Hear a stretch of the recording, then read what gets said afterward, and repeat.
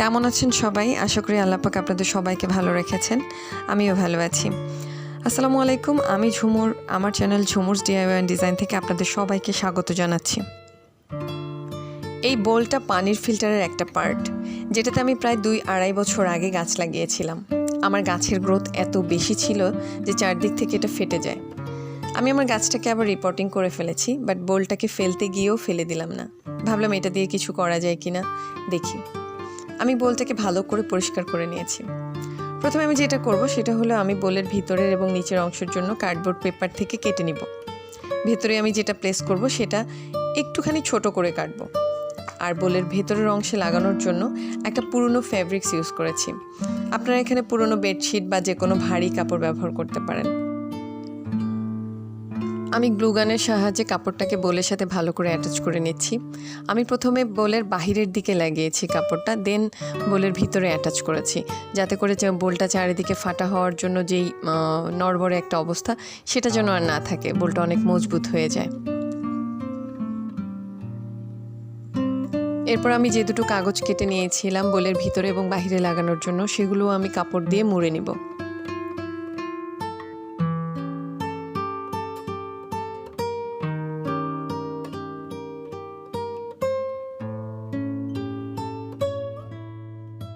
Iron করে নিচ্ছি, এতে করে গ্লুটা ভালো করে মেল্ট হয়ে কাপড় এবং কাগজের সাথে ভালোভাবে লেগে যাবে।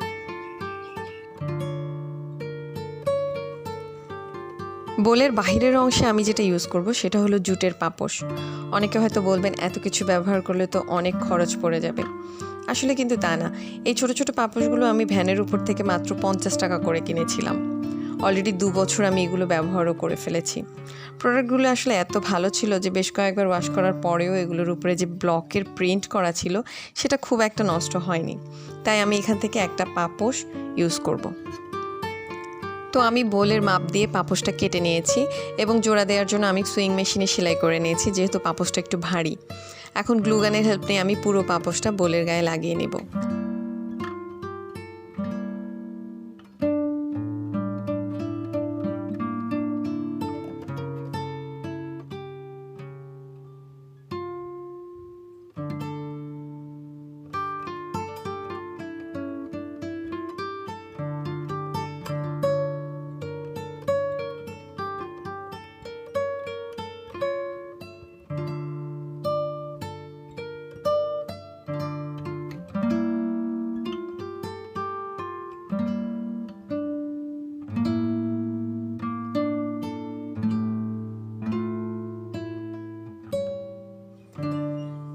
বোলের ভিতরে প্লেস করার জন্য এবং বাহিরে লাগানোর জন্য যে দুটো সার্কেল আমি রেডি করেছিলাম, ভেতরের সার্কেলটা আমি ভেতরে প্লেস করে দিয়েছি।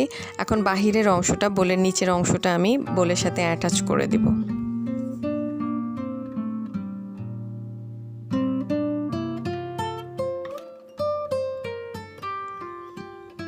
যেহেতু আমি বলটা দিয়ে একটা অর্গানাইজার বানাচ্ছি, সেহেতু আমি অর্গানাইজারের হ্যান্ডেল দিব।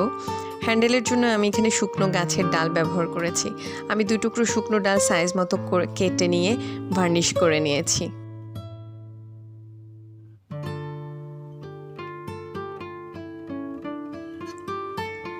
এ ধরনের কাজগুলো আসলে ধৈর্যের ব্যাপার। আপনার ভিতরে যদি ধৈর্য এবং ইচ্ছে থাকে তাহলে আপনি এরকম অনেক কাজই করতে পারবেন, যে কাজগুলো পরবর্তীতে আপনাকে আনন্দ দিবে। আর অনেকে বলেন যে সময় পাই না। সময়ের ব্যাপারটা আমি আমার গত ভিডিওতেও আলোচনা করেছিলাম। আসলে ইচ্ছে থাকলেই সময় ম্যানেজ করে নেওয়াটা কোনো ব্যাপার না।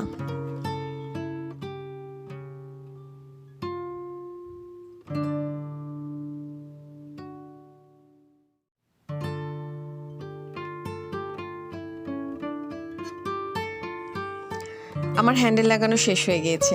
আমি আরও একটু ডেকোরেট করার জন্য এখানে সিনথেটিক রোপ ইউজ করেছি। এগুলো আমি হার্ডওয়্যারের দোকান থেকে কিনেছি এবং এগুলোর দামও খুব একটা বেশি না।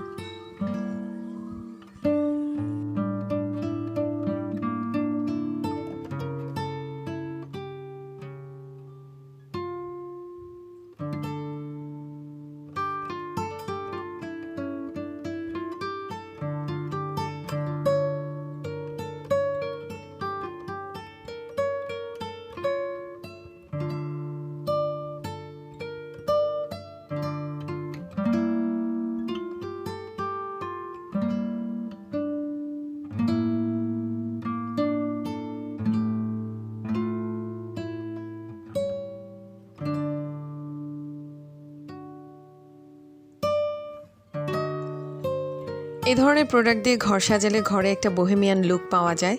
এই প্রোডাক্টগুলো বাজারে কিনতে গেলে অনেক দাম দিয়ে কিনতে হয়, বাট আমি ঘরেই বানিয়ে ফেললাম এরকম সুন্দর একটা প্রোডাক্ট। আশা করি আপনারাও ট্রাই করবেন, কারণ আমাদের আসলে ফেলে দেওয়া জিনিস দিয়ে এত সুন্দর সুন্দর জিনিস তৈরি করা যায়। আপনারা যদি চেষ্টা করেন আপনারা নিজেরাই অবাক হয়ে যাবেন। অনেক সুন্দর সুন্দর অনেক কিছুই তৈরি করা যায়, শুধু একটু ইচ্ছা এবং সময় ম্যানেজ করে নেওয়া, এটা আসলে ইচ্ছে করলেই হয়।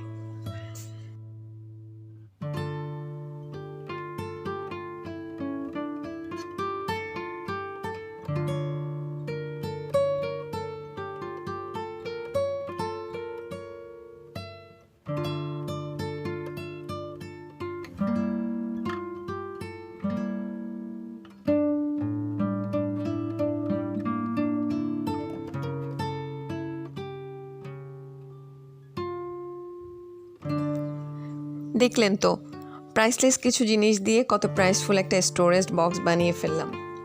স্টোরেজ বক্সটা কমপ্লিট করার পরও আমার কাছে পাপোশের কিছুটা অংশ রয়ে গিয়েছিল। ভাবছিলাম সেগুলো দিয়ে কি করা যায়। ভাবতে ভাবতে আমার ঘরে নিত্য প্রয়োজনীয় দুটো জিনিস, কটন বাড এবং টুথপিকের বক্সটা চোখে পড়লো। তো আমি আমার সেই দুটো বক্সও ডেকোরেট করে ফেললাম এবং আপনাদের সাথে শেয়ার করলাম, কারণ এর থেকে হয়তো আপনারাও আপনাদের ছোট ছোট জিনিসগুলো ডেকোরেট করার কিছুটা আইডিয়া পাবেন।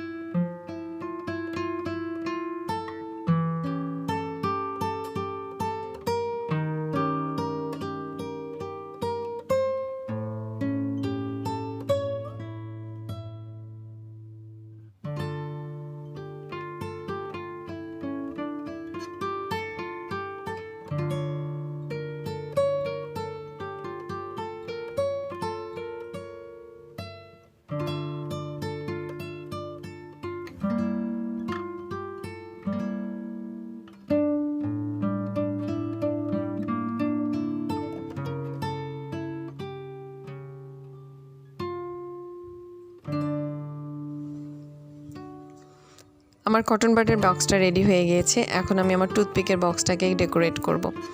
টুথপিকের বক্সটাতে আমি কোনো ভারী কোনো রোপ ইউজ করি নাই, আমি এখানে চিকন জুটের রশি ইউজ করেছি।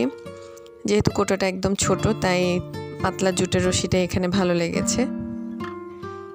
আমি এখানে দুটো বক্সকেই এমনভাবে ডেকোরেট করেছি যাতে এগুলোর ঢাকনা খুব সহজে খোলা যায় এবং খুব সহজে ব্যবহার করা যায়।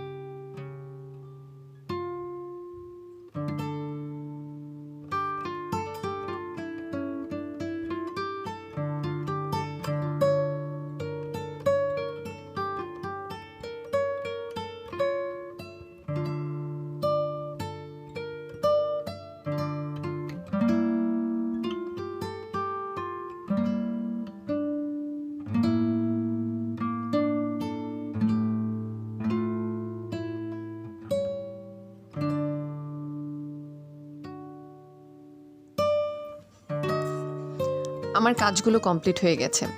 আশা করি আপনারা আমার ভিডিওটা এনজয় করেছেন, আর আজকের ভিডিওটা আপনাদের জন্য একটু হলেও হেল্পফুল হবে। তো চলুন আমার কাজের ফাইনাল লুকটা দেখে নিই। পরবর্তী ভিডিওতে আবার কথা হবে। সে পর্যন্ত আল্লাহ পাক সবাইকে সুস্থ রাখুন। আল্লাহ হাফেজ।